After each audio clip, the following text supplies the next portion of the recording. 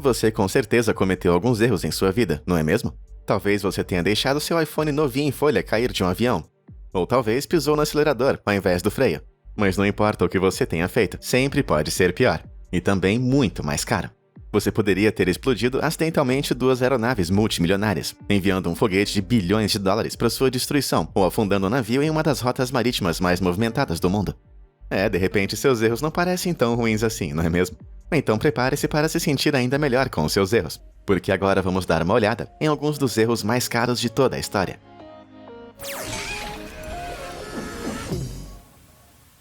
Caríssimo erro de digitação. Tá bom, eu confesso. Eu cometo erros o tempo todo ao digitar.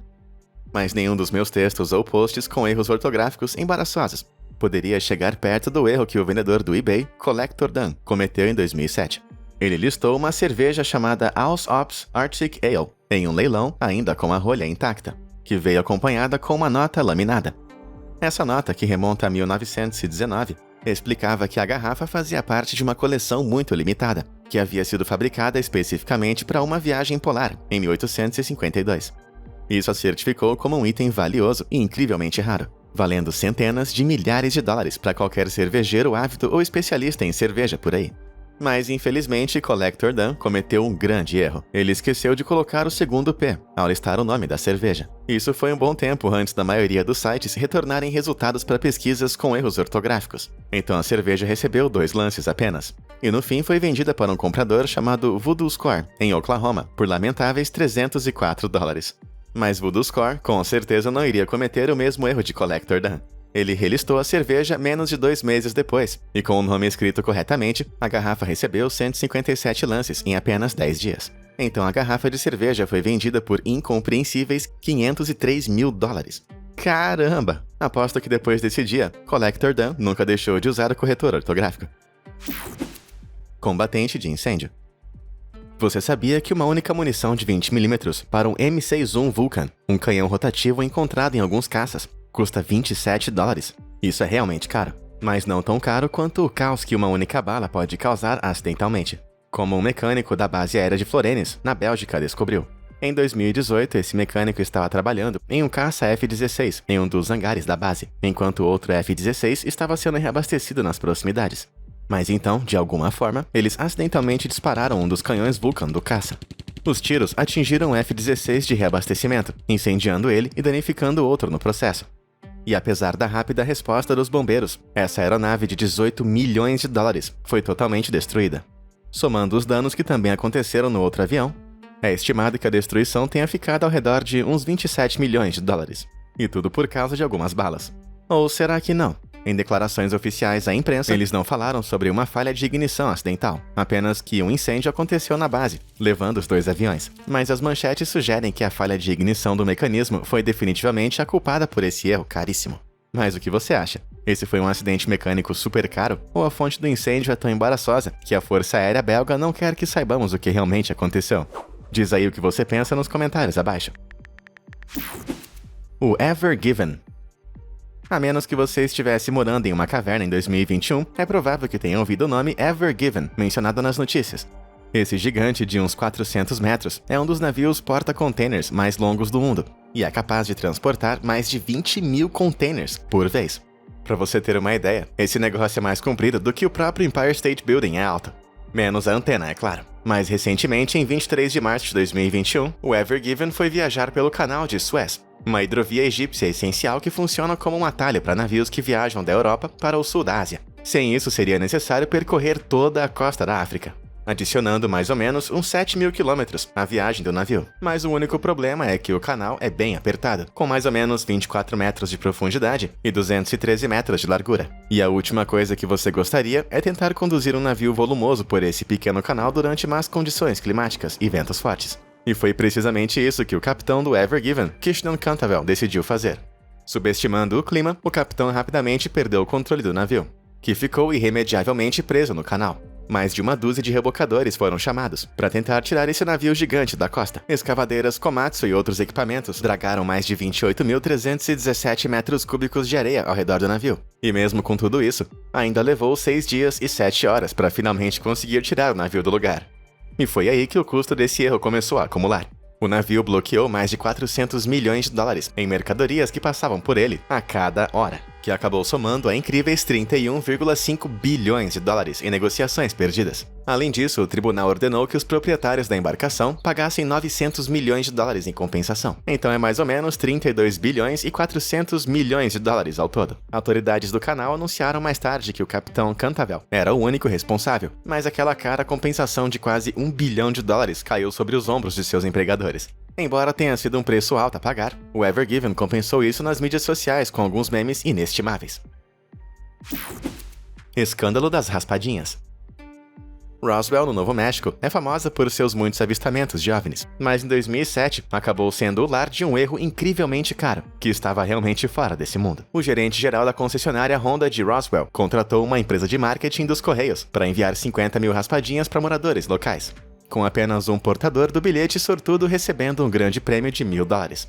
Mas um pequeno erro de escrita no anúncio fez com que todos os 50 mil ingressos fossem vencedores desse prêmio. Então, em vez de oferecer apenas $1.000, a concessionária de Jeff agora está oferecendo 50 milhões. Um carro pra você, mais um pra você, todo mundo vai ganhar um carro. Cara, acho que a Oprah precisa melhorar o seu jogo. Felizmente, Jeff acabou percebendo esse erro antes que os 20 mil ingressos finais fossem liberados. Mas o estrago já havia sido feito. A empresa de marketing se desculpou profusamente e, para evitar danos às relações públicas, ofereceu vales presentes de $5 do Walmart e a chance de participar de um concurso com um grande prêmio. Parece que a coroa de doações de carros de Oprah está segura por mais um dia. Agora, eu não posso te dar um carro, mas se você clicar nos botões de curtir e se inscrever aqui embaixo, eu posso te oferecer vídeos grátis e entretenimento sem fim. Não é bem o momento Oprah que eu estava esperando, mas ainda é um negócio muito bom. Tudo feito? Maravilha. Agora, o que temos a seguir? Catástrofe de container. Você já se preparou para sair só para perceber que o tempo está ruim e acabou decidindo ficar em casa? Se o capitão do One Apus tivesse o mesmo bom senso, esse navio não estaria nesse vídeo agora. Em novembro de 2020, o navio porta-containers japonês de 364 metros saiu de Yantian para Long Beach, mas depois de uns 2.500 quilômetros de jornada, o navio atingiu uma enorme tempestade no meio do Pacífico, enquanto navios como esse sejam projetados para detectar e até certo ponto ser bem resistente, as condições eram tão brutais que os containers empilhados no convés do navio começaram a se mover. Ao todo, a tempestade derrubou 1.816 unidades das 14.000 que o One Apus estava carregando para o mar.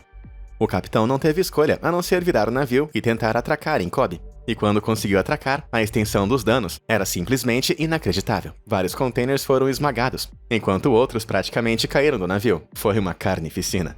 Foi estimado que esse incidente catastrófico resultou em mais de 200 milhões de dólares em perda de carga, a segunda maior perda de carga na história do transporte marítimo.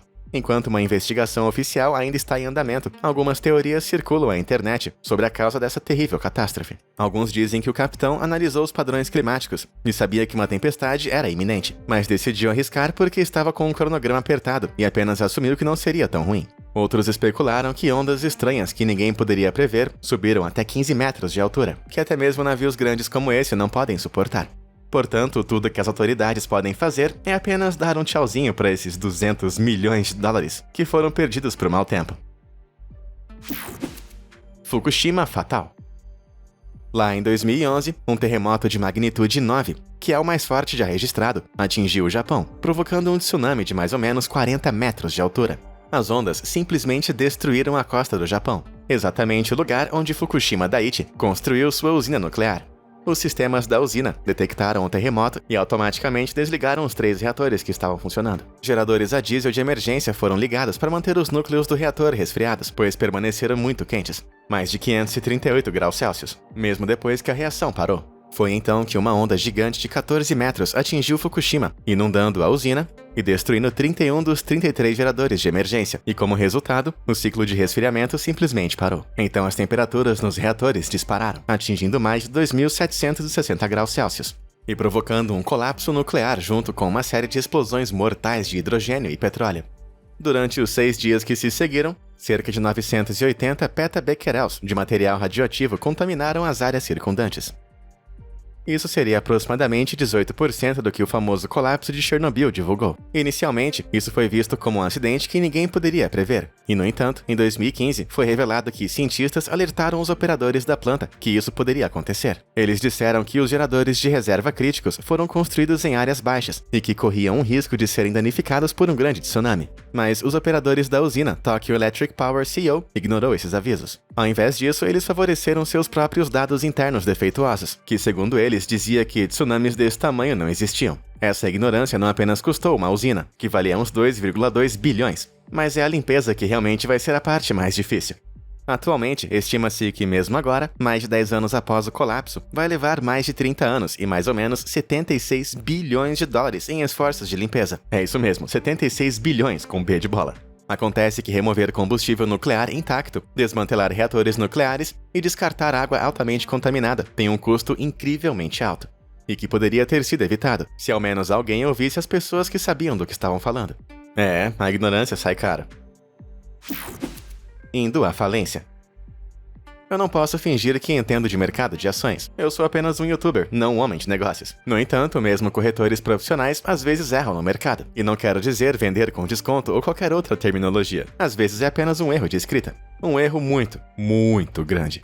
Lá em dezembro de 2005, uma corretora japonesa chamada Mizuho Securities estava querendo vender uma ação da empresa JCOM por mais ou menos 610 mil ienes, o que seria cerca de 5 mil dólares na época, na Bolsa de Valores de Tóquio. Essa foi a estreia pública da JCOM na bolsa, por isso era muito importante que a negociação fosse bem planejada, mas não poderia ter sido pior mesmo que tentassem.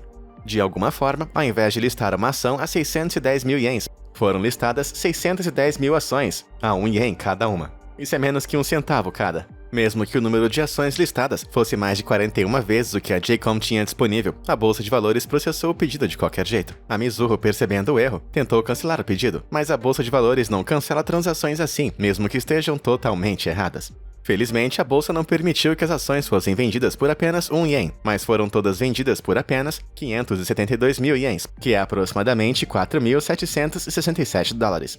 A Mizuho correu e tentou recomprar o máximo de ações que conseguiu. Mas quando as negociações terminaram naquele dia, a empresa havia perdido 40,7 bilhões de ienes, que era mais ou menos 336 milhões de dólares na época. Uns 372 mil hoje em dia. A Mizuho pagou muito caro por esse erro. Eles até tentaram processar a Bolsa de Valores de Tóquio, por permitir que um erro tão óbvio fosse submetido sem contestação. Eles pediram 41,5 bilhões de ienes, mas o tribunal concedeu apenas 10,7, menos de 1/4 do que eles perderam. Então, se você precisar de um motivo para checar o seu trabalho em dobro ou em triplo, a Mizuho forneceu 40,7 bilhões de motivos.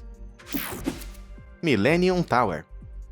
Você já teve aquela sensação de que algo não está certo? Os moradores da Millennium Tower de São Francisco sabem muito bem como é isso, além de uma sensação estranha de inclinação também. Essa elegante torre cinza azulada foi concluída em 2009 e é o complexo de torre residencial mais alto da cidade.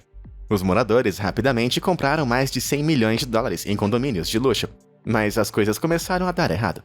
O complexo de luxo de 58 andares estava caindo. Em 2016, foi revelado que a torre principal havia afundado e havia começado a inclinar. Eventualmente, foi revelado que a torre não havia sido construída em uma rocha sólida, e sim em areia densa e profunda. Embora o prédio em si não tinha risco de cair, isso não foi verdade para os valores das propriedades dos apartamentos.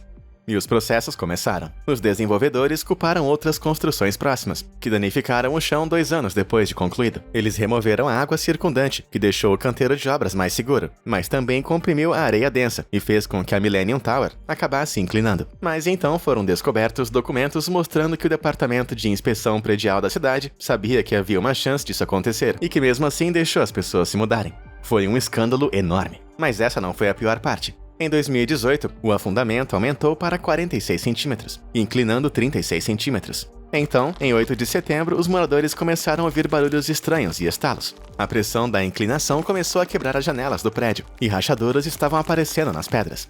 Para consertar, o plano inicial era cravar 52 estacas no leito rochoso, ao lado norte e oeste. É um projeto de construção que vai custar mais ou menos 100 milhões de dólares ao longo de 10 anos. Embora essa seja a estimativa mais baixa. Complicações podem fazer com que o preço do conserto suba para 500 milhões de dólares, dependendo das obras necessárias. E considerando que a inclinação total do prédio no topo agora está em 66 centímetros, um grande aumento desde que pediram que o prédio fosse reparado em 2020, eu tenho uma pequena impressão de que esses consertos vão ficar bem mais caros. Explosão Tianjin. Às 23h30, no dia 12 de agosto de 2015, a cidade portuária chinesa chamada Tianjin foi subitamente abalada por uma série de explosões maciças. Foram tão grandes que desencadearam terremotos de magnitude 2,3 a 2,9. E as próprias explosões podiam ser vistas até mesmo do espaço. Ondas de choque atingiram a cidade, danificando prédios e ceifando a vida de quase 200 pessoas. Mas qual será que deve ter sido a causa dessa série de explosões? Bom, às 22h50, cerca de 40 minutos antes, houve alguns relatos de um incêndio em um armazém, na nova área de Binhai. Mas esse não era um armazém qualquer, era uma instalação de armazenamento de produtos químicos perigosos, contendo milhares de toneladas de cianeto de sódio, nitrato de sódio e nitrato de potássio, coisas realmente voláteis e bem explosivas. Descobriu-se que os regulamentos de segurança que exigem que edifícios e instalações públicas sejam feitos a pelo menos 1 quilômetro de distância desse lugar perigoso foram ignorados. Ou seja, nenhum dos moradores estava ciente do perigo que corria. E não apenas isso, mas uma manutenção de registros bem ruim significava que responsáveis pela instalação não conseguiram identificar as substâncias armazenadas. Portanto, naquele quente dia de agosto, os produtos químicos armazenados inadequadamente pegaram fogo, resultando em explosões com a força de mais de 280 toneladas de TNT. Juntamente com a perda de vidas humanas, centenas de edifícios e carros Renault, Volkswagen, Hyundai e Kia, novinhos em folha, esperando para serem enviados do porto, foram destruídos. Eles estavam a menos de 91 metros do local da explosão original e suportaram o impacto da explosão. Cerca de 26 mil carros novos foram totalmente arruinados, totalizando cerca de 3 bilhões de yuans, mais ou menos 473 milhões de dólares em danos. E isso foi só o começo. A interrupção da cadeia de suprimentos custou incríveis 9 bilhões de dólares, a terceira maior interrupção de fornecimento na história da China. Sentenças de prisão foram dadas a 49 funcionários do governo, executivos de depósitos e funcionários por seus papéis em contornar as regras de segurança que levaram a esse desastre. As famílias dos que morreram receberam uma compensação, com o governo também prometendo comprar de volta propriedades danificadas pela explosão a uma taxa de 130%. Isso quer dizer que tudo acabou custando impressionantes 10 bilhões de dólares.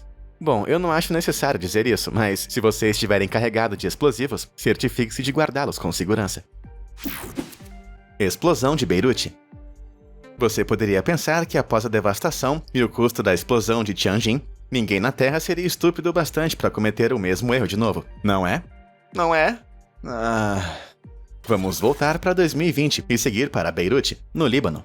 Em 4 de agosto, um incêndio consumiu um armazém no porto. E então, menos de 20 minutos depois, isso aconteceu.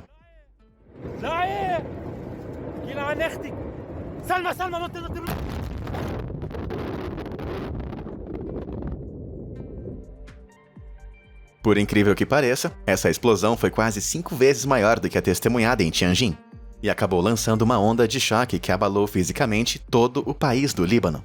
Mas no fim das contas, a verdadeira causa era exatamente a mesma coisa. Esses armazéns estavam sendo usados para guardar mais de 3 mil toneladas de nitrato de amônio explosivo, que havia sido confiscado de um navio desonesto nas águas de Beirute mais de 6 anos antes. A carga foi apreendida e transportada para o armazém 12 do porto, mas mesmo sabendo do que a carga se tratava, eles não guardaram de maneira apropriada. Era um acidente só esperando para acontecer. Então, em 2020, quando uma fonte desconhecida iniciou um pequeno incêndio no armazém, os nitratos explodiram com a força de 1,1 quilotons de TNT. Uma das explosões não nucleares mais poderosas de toda a história. Alguns prédios foram totalmente destruídos, outros perderam alguns pedaços, carros que foram atingidos pela onda de choque foram destruídos e 300 mil pessoas ficaram desabrigadas. A escala de devastação foi inacreditável, e o custo não foi muito melhor. Acredita-se que apenas as perdas de seguro tenham atingido 3 bilhões de dólares, com a explosão estimada em mais de 15 bilhões em danos econômicos. Parece que eu vou ter que dizer mais uma vez. Se você tem materiais explosivos, guarde-os de maneira correta. Não pode ser tão difícil de entender assim. O desastre do Challenger. Em 18 de janeiro de 1986, o ônibus espacial norte-americano Challenger decolou de seu local de lançamento em Cabo Canaveral. Havia sido adiado por vários dias por conta do mau tempo e problemas técnicos, mas eventualmente aconteceu. Os sistemas pareciam normais, o tempo parecia bom e os 7 tripulantes a bordo estavam prontos. Mas depois de 73 segundos de voo, isso aconteceu.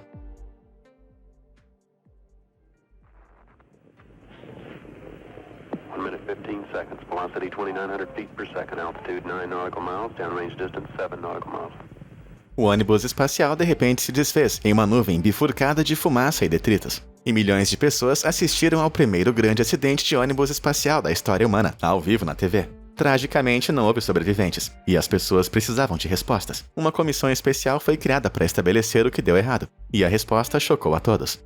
O propulsor do foguete tinha anéis de borracha, que deveriam evitar o vazamento de gases, mas eles acabaram sendo afetados pelas baixas temperaturas recordes no dia do lançamento. Eles quebraram logo após a decolagem, permitindo que o gás pressurizado vazasse para os tanques de combustível adjacentes, causando uma falha estrutural e a explosão resultante. Mas com certeza o pior de tudo é que a NASA sabia sobre isso.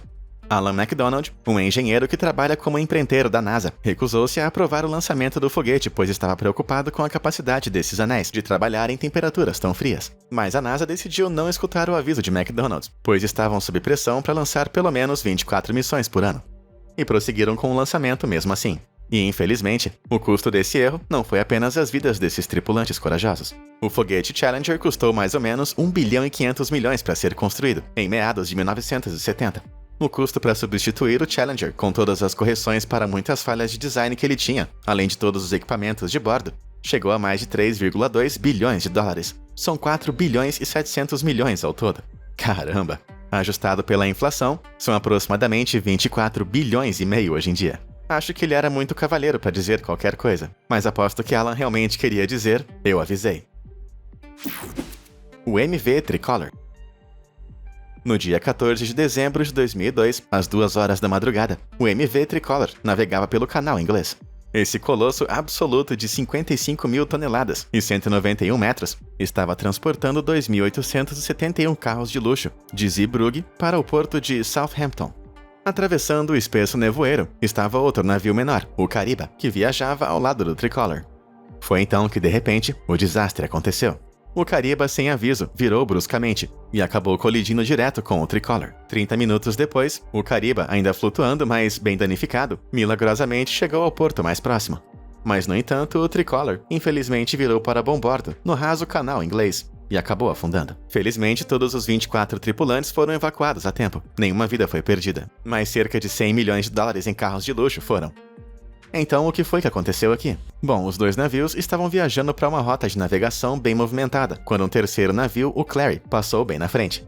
O Cariba então decidiu acelerar para tentar ultrapassar o Tricolor. Mas parece que o Tricolor teve a mesma ideia, porque ele também acelerou. Além do mais, o Clary estava com falta de pessoal e, portanto, não foi capaz de evitar qualquer ação a tempo. Só que o mais incrível de tudo é que nos 15 minutos que antecederam esse evento, nenhum dos 3 navios usou suas buzinas ou rádios para se comunicar uns com os outros. E assim, o Cariba, incerto da intenção de Clary, acidentalmente bateu no Tricolor. Todos os 3 navios estavam errados. Mas isso foi apenas o começo dos problemas do Tricolor. Demorou mais ou menos 1 ano para que o navio pudesse ser recuperado, com a equipe de salvamento SMT dividindo o naufrágio em 9 sessões ao longo de 3 meses. Eles fizeram isso montando 2 plataformas de trabalho em ambos os lados do naufrágio e usaram um grande fio de corte para cortar as seções. As seções destacadas foram então içadas, colocadas em uma barcaça e levadas de volta para Zeebrugge para serem sucateadas. E nenhum dos carros de luxo pôde ser salvo. O desastre custou extenuantes 40 milhões de dólares. E combinado com todos os carros de luxo perdidos, o custo final dessa falha foi para 140 milhões de dólares em prejuízo. Acho que isso pode afundar a conta bancária de qualquer pessoa. Mas e você? Qual desses erros caríssimos você achou que foi o pior? E você já cometeu algum erro super caro que poderia competir com algum desses? Diz aí pra mim nos comentários abaixo. E como sempre, muito obrigado por assistir. Até a próxima!